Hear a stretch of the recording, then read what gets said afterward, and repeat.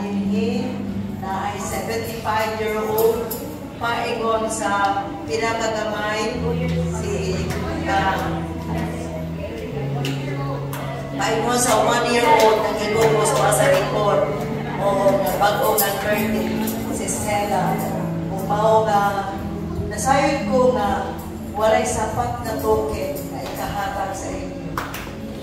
Ang akong cry o ang akong care mao nga pinaka eternal life na gibutang sa Ginoo sa atong kinabuhi, mahimong pinaka-living gift o ang atong assurance na naa tayong ticket payon sa langit.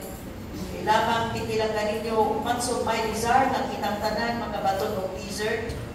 Pero salamat sa Diyos sa silang naapay time, pero salamat na pagawas mo sa inyong budget. Di lamang sa atong pagkaon, di lamang sa plite, di lamang sa mga snacks. Pag sa inyong kawalingon para naging days sa atong celebration, thank you. Thank you. Tumaw nga, yan na akong tibok eksunan na naadya sa lingkuranan. Nanibaw ko nga, di mo audience. Tukot rin sa Ginoo mo lang kung kapili rin para napoy mabiling-biling mo sa manindog ta. Nani nga proud na 79-year-old, of course, na week si Ate Chiding, and then ay Kuya Paul, Ate Biling, and Kuya Peter with Ate Mary, the rest of the partners. Salamat sa Diyos na dili ko tanan na adiri para na ang tadiri sa ubos, pero kung na mo taga-importansya, doon na bumalik ang Ginoo. Naglaot ko nga ang mensahe karong buwan na mulungtad ni hangtod. Makiskuto niya tandagan dito na sa heaven, sa New Jerusalem. Unsa ka alangga ni Lord. Sa mga batang gagmay, ikandang sela na nag-celebrate sa iyang 1-year-old, o karong magnawa doon natay nahibukso na Zion, Manuel, na Apistanias, nga nihatag sa Ginoo dugang kanato, o at the same time ay mga gambitoy, nga mga ikapaluna, o kita angkon sa Diyos. Mao nga pwede bang atong ibutang atong kamot sa atong lunghan, doyon sa atong mga eksunan na ani nga tao. Atong bation ang presensya sa Ginoo, ato siyang pasalamatan. Dili gyud mamunong atong pasalamat niya. Mao ni hinungdan nga kung ako ray palabihon, kung ako ray paggustuhon, magsige na kong ampo. Kailangan kay istorya niya, pero nahibalo ko nga dunay importante yung pahinungdanon na mensahe, prophetic declaration sa atong ibutang nato ang kamot sa atong lunghan na kita angkon yun sa Ginoo. Kita iyang ipanag-iyon. Kita tirinhon o kita iyang ganito. Pag-ako ka. Mahigong maon o banana mga Diyos. Sa doon kami kanimo. Kani akong hangip kanimo sukat pag ganyan kadlaw. Na makahimok kami sa akong celebration na dili kay pabulit o emosyon, pero dili gyud malilong ang among kalipay wa gyoy di masukod. Ang among kalipay o pasalamat walay kabutangan. Kay bisan sa among pagkakami wala gyud kay duda-duda, imo gyud ni angkon. Imo binti panag-iya. Kay imo ning gamito. Damang-damang na po ang imong gugma. Kung pagkaswerte na mo, kami imong yung mga pilipin. Imong pinakataas na balor sa tanang ibuhat nimo sa kalibutan. Sa among ibutan, among kamot sa ulungan, Lord, na ako naghihalad kanimo. Ang imong balay, ang imong templo, ang among lawas, kung ako kami pasalamatan ka, ipailog ka o puyo sa among kanilang. Kung akong iampo, kaya ikaw magpanalangin sa tagsa-tagsa sa ngalan ni Jesus na nasa likod. Dawatang among kinabuhi, kalaglawas o Espiritu. Kung tingin ipagpalayo Ginoo, kung akong iniktaran, Dili mi buot nga mag-assume lang mi, dili mi buot nga magdahom lang mi, dili lang mi buot nga basta gi-fix na mo among mind nga moadto mi uban kanimo uban sa kalangitan. Apan amo yung giatubang ang habit, amo yung buhaton ang proseso.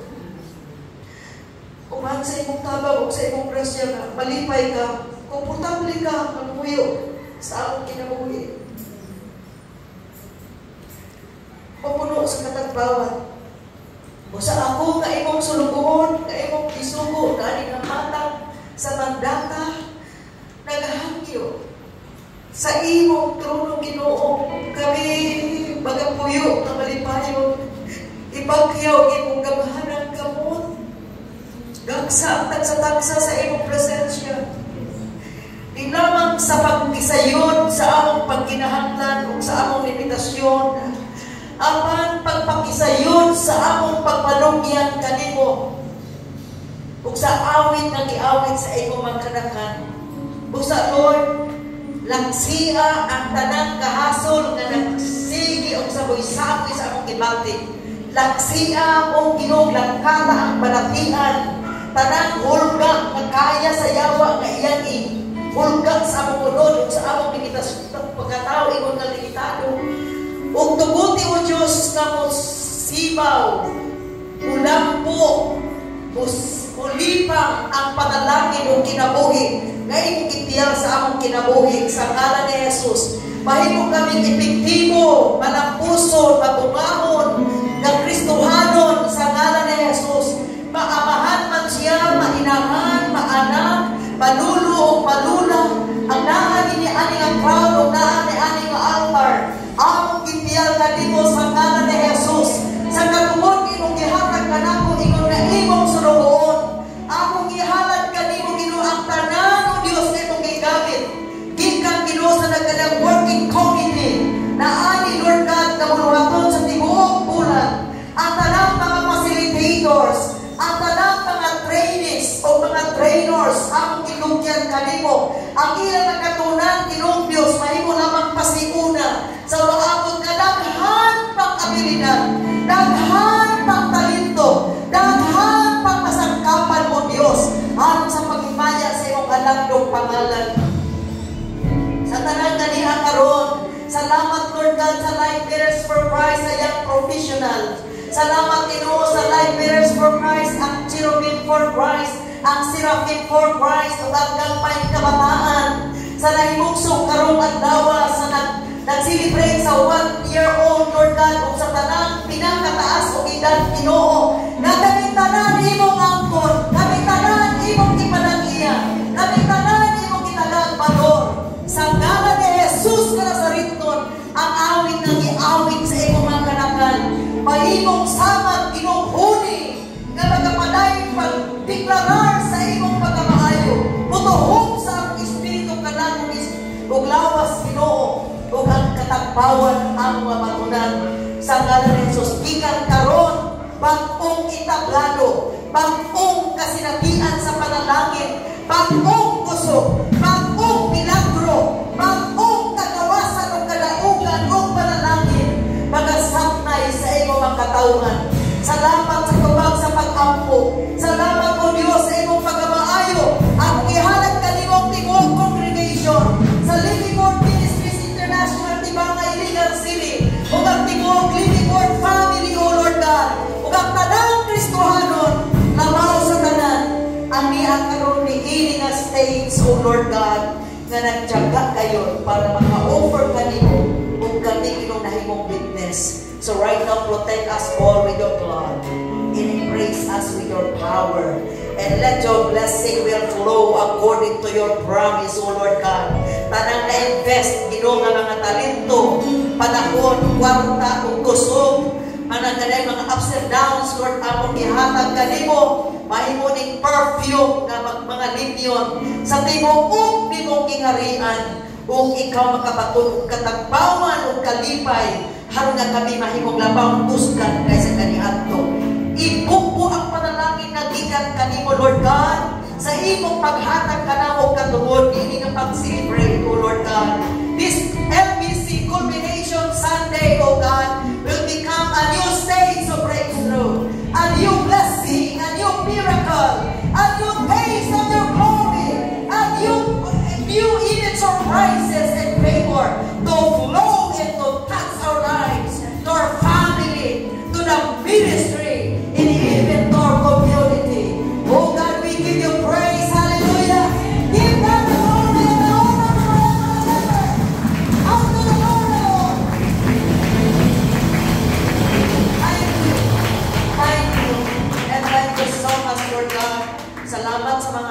organizer, salamat kita sa worship team, sa tanang worshipers, salamat sa among bonding of fellowship.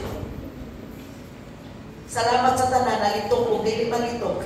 Salamat Ginoo sa tanang involved o God. Salamat kay naa jud kauban kanamo. Ipaulan ang panalangin nagtikan sa Balang Trinidad sa pangalan ni Jesus. Praise God from whom all blessings flow. Praise Him, all creatures here below. Praise Him above, yeah, heavenly hosts. Praise Father, Son, and Holy Ghost. Amen. Kung karon ang gugma sa Dios nga mahal magpabilin sa atong kasing-kasing, o ang grasya sa Dios nga nagpagatagpo sa atong tanang pagkinahanglan. Ang kalipay kalinaw gahom gikan sa balan nga espiritu motuhom sa tibok-tang pagkatao alang sa pagdao gikan karon ug hangtod sa walay katapusan pinaagi sa pangalan sa Amahan, sa Anak ug sa Dios Espiritu Santo.